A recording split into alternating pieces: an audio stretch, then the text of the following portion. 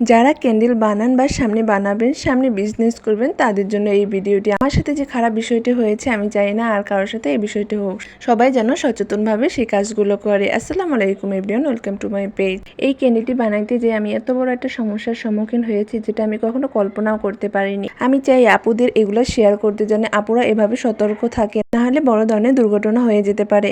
Candle সবসময় লো টেম্পারেচারে hit দেবেন, কখনো হাই হিটে কখনো রাখবেন না, তাহলে কিন্তু বড় ধরনের সমস্যা হতে পারে।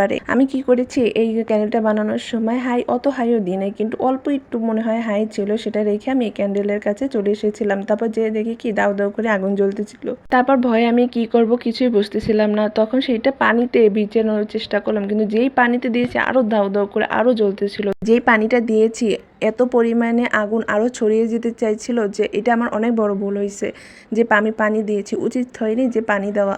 আপনারা এই ধরনের বিপদের সম্মুখীন হলে কখনো কোনো দিনও পানি দিবেন না, পানি দিয়ে নিবানোর চেষ্টা করবেন না। চেষ্টা করবেন কোনো বস্তা বা কোনো রকমের লোহা জাতীয় জিনিস দিয়ে এটা নেভানোর। পানি দেওয়ার ফলে যে আপনি যে মোমে যে এসিডটা দেন, পানি দিলে সেটা আরো বেশি ছড়িয়ে যায়। তাই আপনাদের এইটাই বলবো যে কখনো এই সময় পানি ইউজ করবেন না। আপুদের এইটাই বলবো, যখনই ক্যান্ডেল বানাবেন বা যখনই হিট দেবেন, তখনই আপনারা কাছে থাকবেন, কখনো দূরে যাবেন না, আর কখনো হাই হিট দিবেন না, সবসময় লো হিটই দিবেন।